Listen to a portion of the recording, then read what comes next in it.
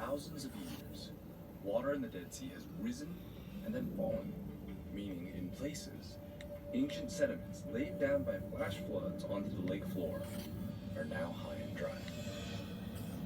And in these layers, there are clues about ancient earthquakes.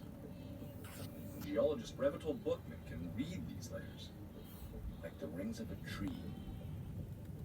This is weird. What is this swirly pattern shape up here? How does that happen? There is a slope here. And during an earthquake event, the sediments shake. You get the sliding of the sediments toward the deeper part of the lake. That's an earthquake? Yeah, This is essentially an ancient seismometer dating back tens of thousands of years. exactly. If we date the sediments just on top of it, we will get the age of this event. So, the cities that we've been looking at date sometime to around 2600 to about 2350 BC. Do you find anything like this around that time? Involved, but the biblical text describes something far more terrifying. A blaze of fire falling from the sky. I'm on my way to see a strange geological spectacle that could help track down the events behind the story of Sodom and Gomorrah. On the east coast of the Dead Sea is this incredible pillar of rock, the source of imagination and intrigue for centuries. It's known as Lot's wife. The story goes that angels warned Lot and his family, run away, flee, don't look back. Lot's wife couldn't help but look back one last time, and in that moment was turned into a pillar of salt. Obviously, that's just a metaphor. That doesn't happen. But there might be something in that metaphor that could tell us more about the catastrophe itself. Could the pillar of salt in the story help unlock the secret of fire and brimstone? 10 miles away, on the opposite shore of the lake, is Mount Sodom. It takes its name from the same Hebrew word for the Dead Sea, Siddim, which means salt lake. I'm meeting geologist Amatz Agnon. Professor Agnon. That's Albert, right? Yeah, thanks for meeting me. Thank you. Shall we? Yes. Like we're on a different planet almost. Yeah. Amatz wants to show me an intriguing link between salt and fire. This place is incredible.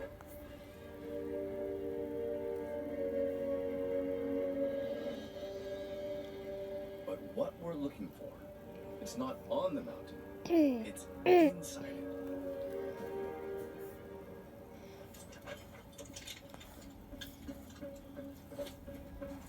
Okay.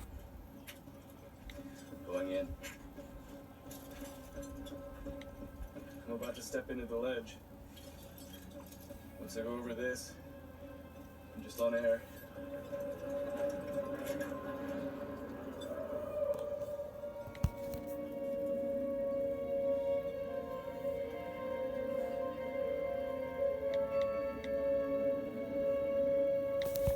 Wow.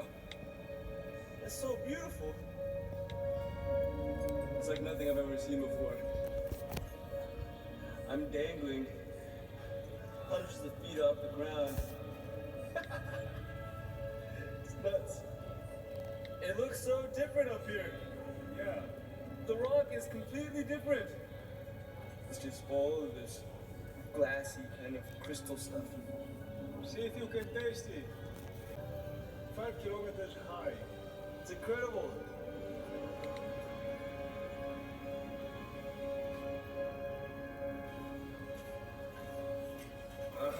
Good job. That was all. There is oil, there is tar and sulfur. That's incredible. And we're sitting right on top of it.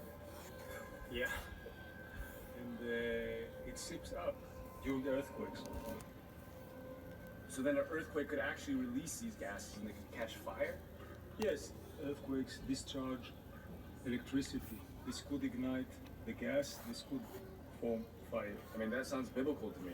Yeah. You didn't have the science to explain it, and all of a sudden, something like that happened. It sounds a lot like the stories that we're reading about in the Old Testament.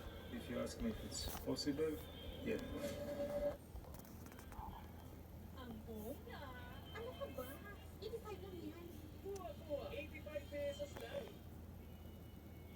Live as if, love you down to the bone.